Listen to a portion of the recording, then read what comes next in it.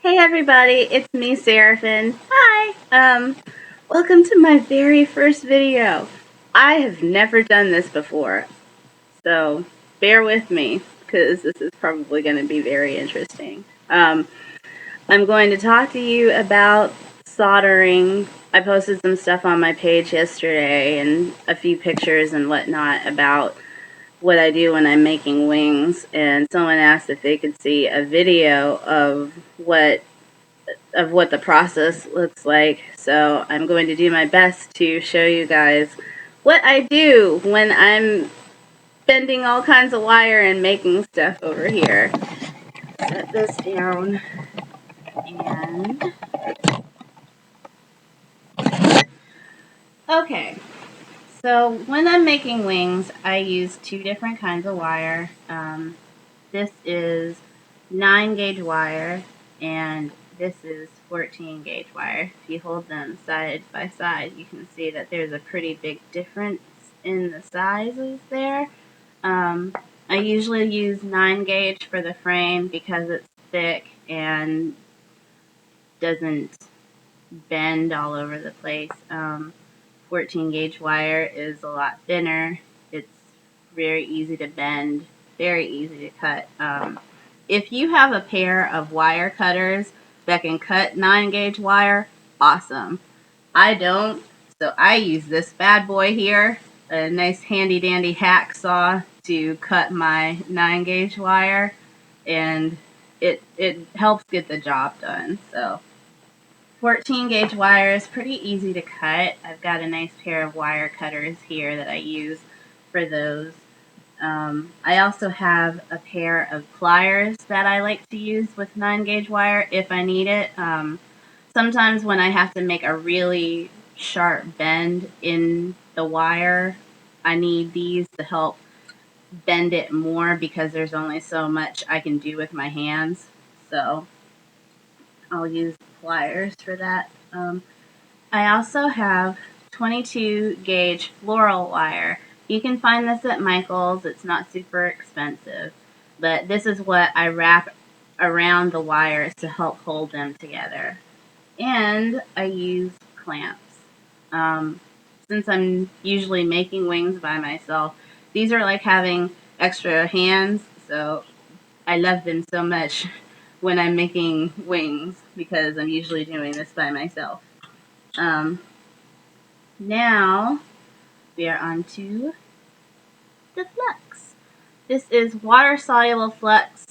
You can buy kits at Lowe's. They come with a brush, this stuff, and solder. Plumbing solder is a plumbing soldering kit. I usually use the plumbing solder. There's also this stuff called rosin core solder. That's good too. It burns off quicker and kind of sparks a little bit, but you can use that um, in addition to the flux if you don't want to use plumbing solder. I love plumbing solder, which brings me to the plumbing solder. It comes in a coil. It looks like wire almost, honestly. It looks kind of like 9 gauge wire, but it's super bendy, and this is basically what you're using to help bond your stuff together. The flux is, it looks like this. It's just a white substance. You can also buy packs of these little brushes at Lowe's. They don't cost very much. I'm gonna say like $2 or $3 or something like that. Um, and the most awesome thing ever, the blowtorch. Oh my god, right? Setting stuff on fire. This one is really cool because it's got a safety feature on it. This little tab right here is the safety, which is good for people like me. Basically, when you pull this little tab down, the safety is off and you can press this button here and voila, fire. Every time you stop using it, that safety comes back on. So this is super neat because it means you won't accidentally trigger the fire without realizing it. And now we shall move down here. I've got some wire set up here, just some scrap wire. You can see that it's got some flux brushed onto it. So this is pretty much set up and ready to go. If I can balance stuff with clamps, I will. Otherwise, I'm usually on the floor when I'm doing this, so I might balance stuff on my legs and whatnot. This mat is not mine. It belongs to a friend, but I really need to find where she got it because it's awesome. So if you know where to find one of these, let me know. But I am going to now show you the process of soldering. So what you're doing is you've got your flux brushed on, you've got your wire and everything set up and ready to go.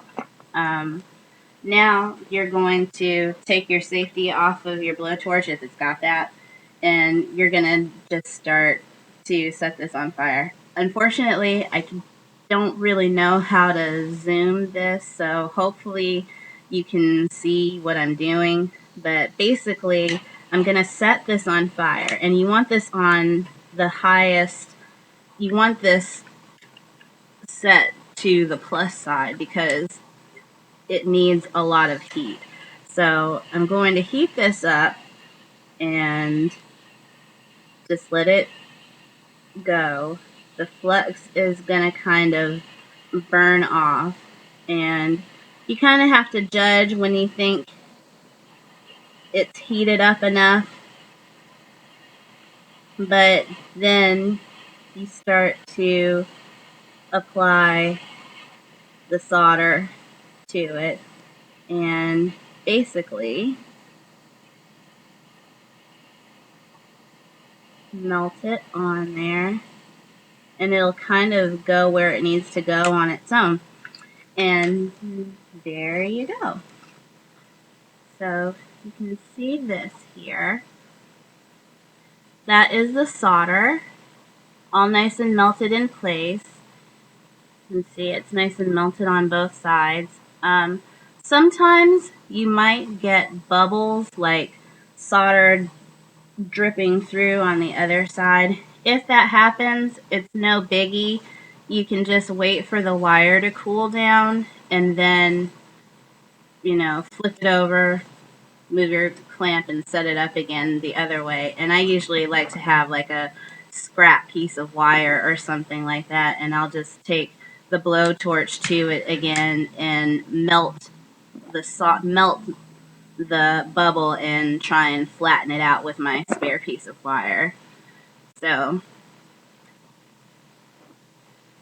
the other thing I want to tell you about really quick before I go is it's a little bit, since there's such a big difference between the sizes of 14 gauge and 9 gauge wire, the clamp isn't always going to be, it's probably not going to fit in the clamp. So usually if I can wrap my wires together like I need them to be and balance them up high enough, I will just do that, or just use the clamp on the 9 gauge wire to help it just stand up straight, because obviously you don't want to set your floor on fire.